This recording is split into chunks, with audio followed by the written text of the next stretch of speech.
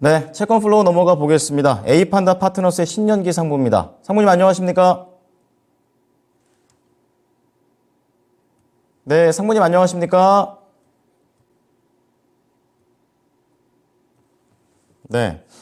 자, 오늘 채권 플로우에서는 A판다 파트너스 신년기 상무와 함께 이제 연말과 관련된 내용들 좀 자세히 좀 알아보도록 하겠는데요. 네, 안녕하십니까?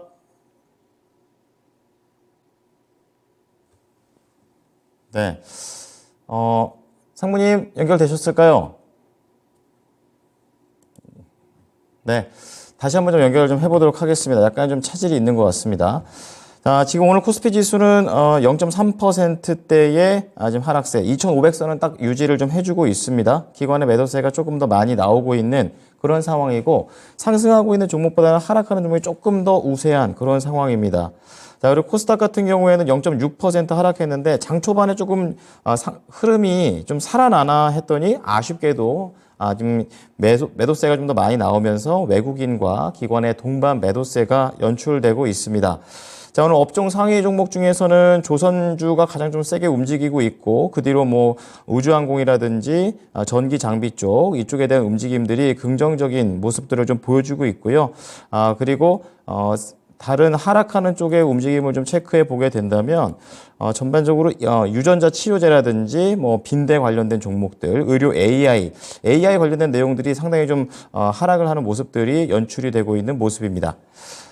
자, 지금 상황들 좀 더 연말 분위기에 맞는 주제를 가지고 좀 다뤄보도록 하겠는데요.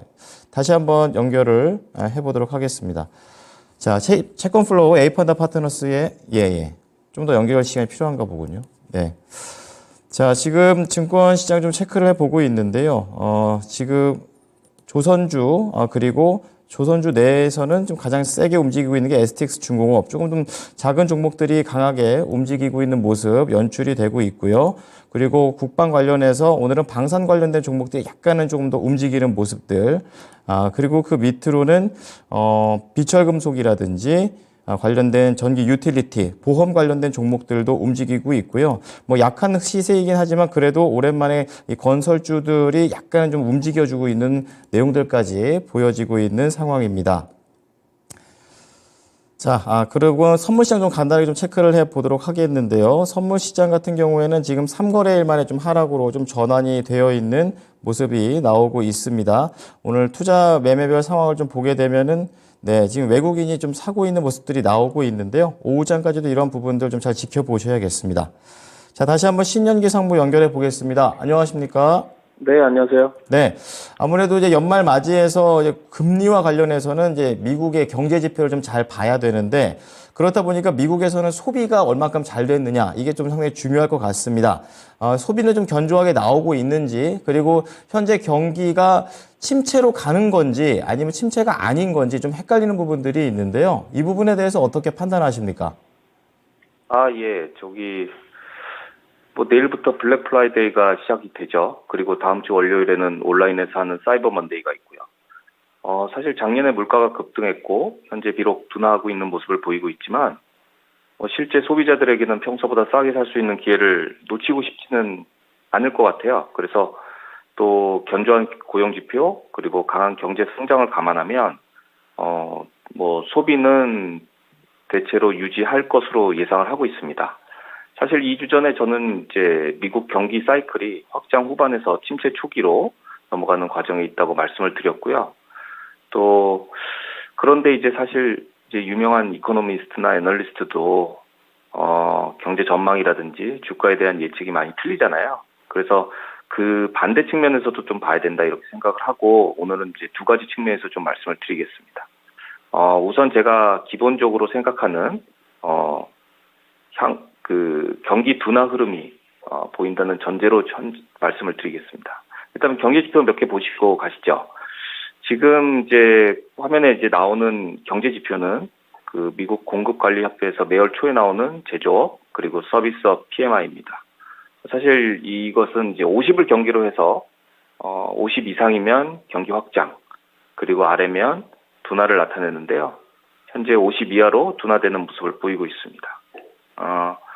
사실 미국 경제의 70%를 차지하고 있는 것은 서비스업이죠. 그래서 사실 제조업 부분에서는 좀 간과하는 부분이 있는데 결코 제조업을 간과해서는 안 될 것 같고요. 또 여기서 이제 플러스에서 서비스업을 보셔도 겨우 50을 유지하고 있습니다. 그렇지만 지난 25년 이래로 현재 네 번째 바닥을 찾기 위한 하락 추이를 보이고 있고요. 만약 현재 시점에서 바닥을 찾는다면 연착륙 또는 노랜딩으로 확장하는 모습을 보일 것이고 계속 하락한다면 경기 둔화를 생각할 수 있을 것 같습니다. 또한 제가 지금 보고 있는 그 경제 지표는 컨퍼런스 보드 소비자 신뢰 지수인데요. 이 지수는 현재 소비자가 경제 상황에 대한 신뢰 정도를 나타내는 심리 지표입니다. 기준점은 100인데요. 실제 그래프를 지금 이제 보시면 임계점인 100 수준까지 떨어지고 있는 모습을 보이고 있습니다. 이뿐만 아닙니다.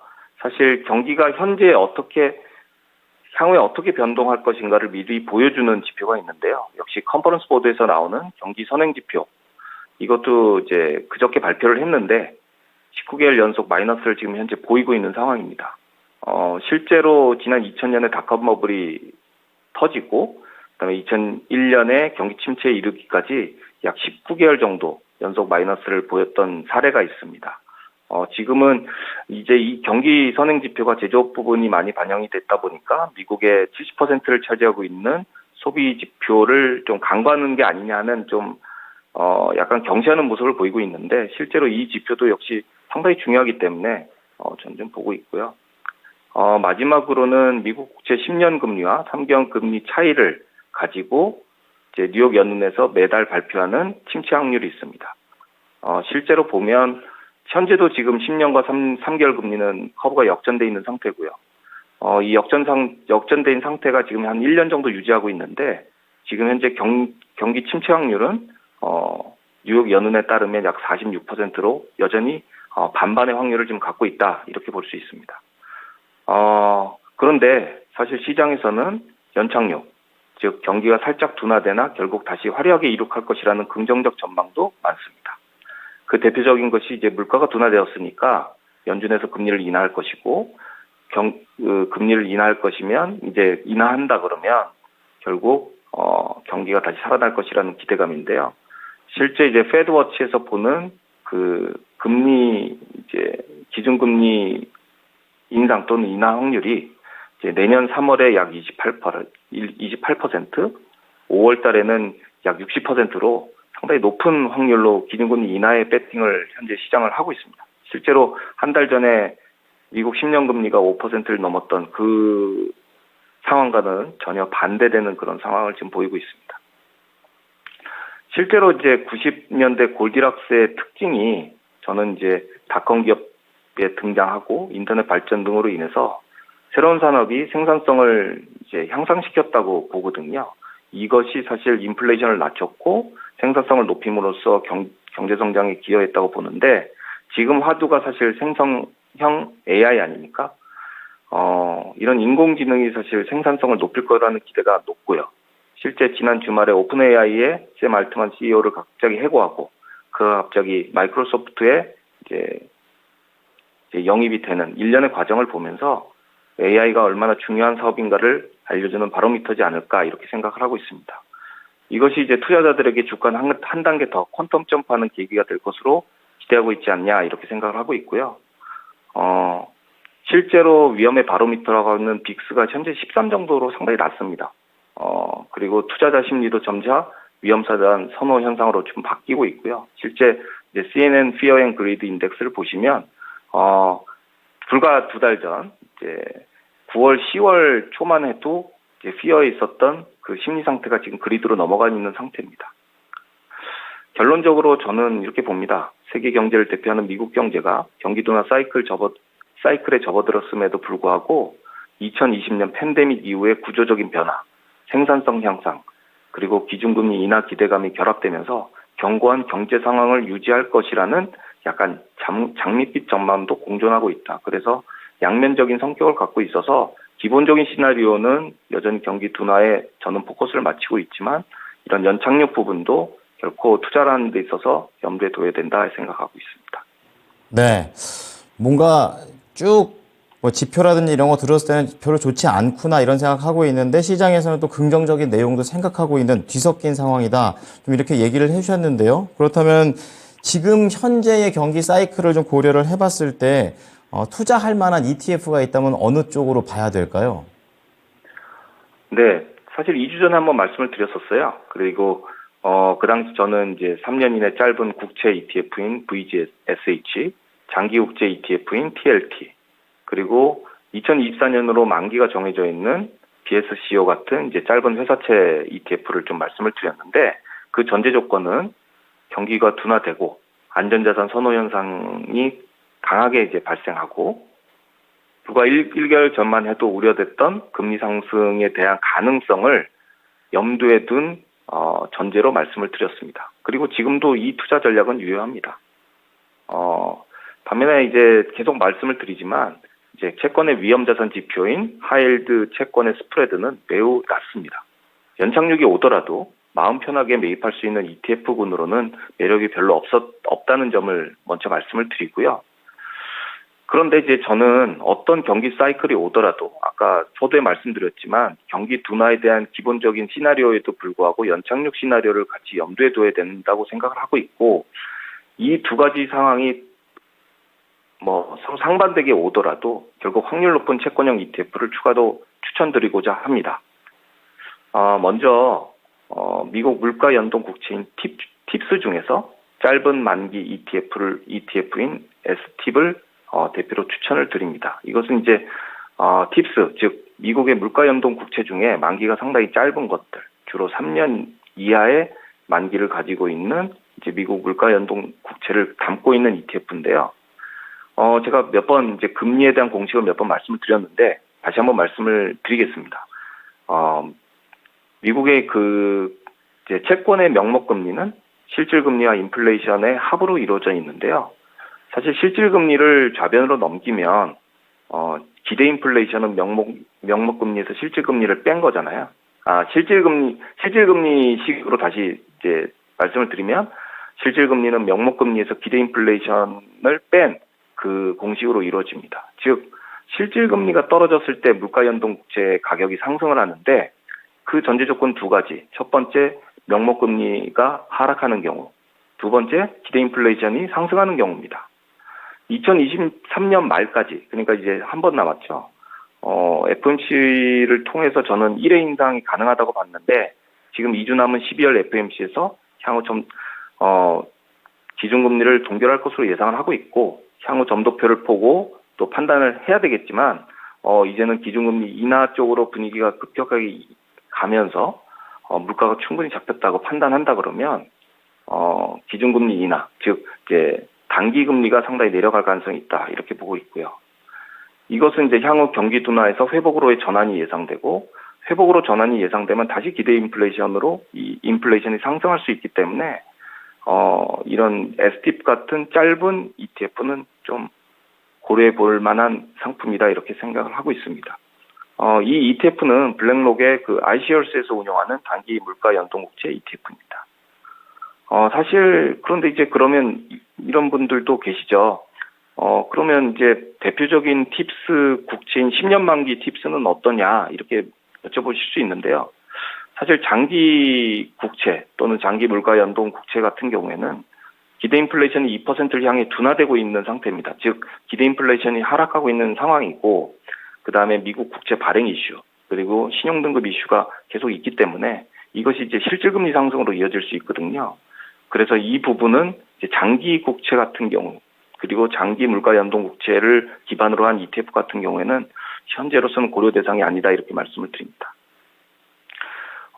그 다음에 이제 제가 좀 말씀을 드리는 부분은 사실 제가 계속 말씀을 강조했던 부분은 크레딧 스프레드가 계속 낮다. 그래서 회사채를 좀 사기는 좀 어렵지 않겠느냐.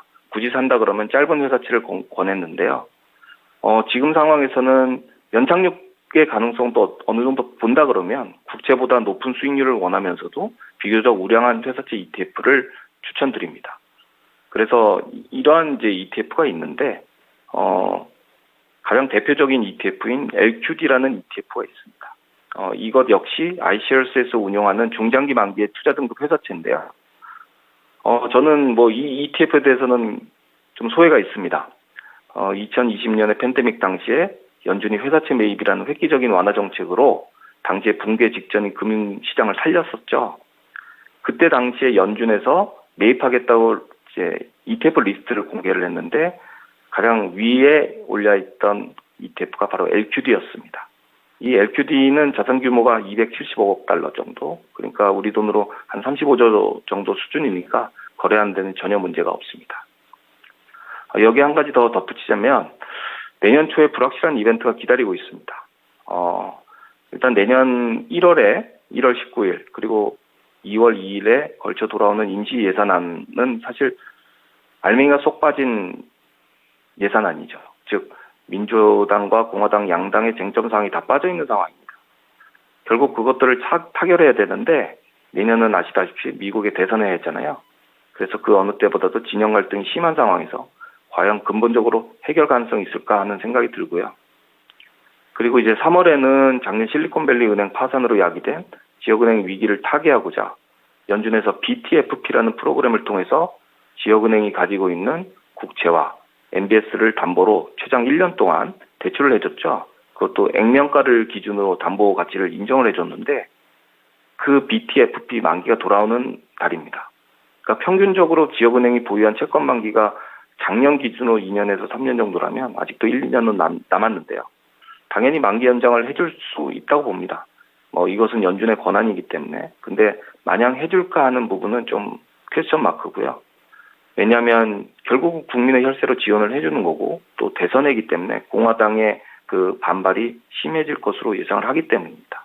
그렇기 때문에 회사채를 들어갈 때는 동시에 그 회사채의 위험을 해치할 수 있는 ETF도 같이 말씀드리는 게 맞다고 생각해서 한 가지 ETF를 말씀드리고자 하는데요. 이제 티커는 SJB라는 ETF입니다. SJB를 배팅해서 경기 침체라든지 위험자산 하락의 배팅을 절대 하라고 말씀을 드리지 않겠습니다.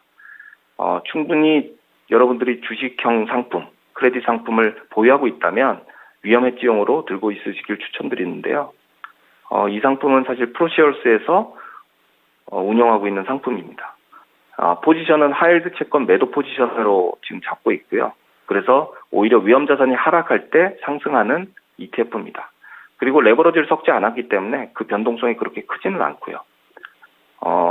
그래서 채권에서의 위험 해지 포지션은 이 SJB로 충분하지 않을까 생각을 하고 만약에 회사채에 적극적으로 매입을 고려하시는 분들은 동시에 이런 SJB 같은 위험 해지 포지션의 ETF도 같이 생각하시기를 권장드립니다. 네. 자, 현재 경제 상황에 맞는 맞춤형 ETF 전략 잘 참고하도록 하겠습니다. 오늘 말씀 감사합니다. 감사합니다. 네.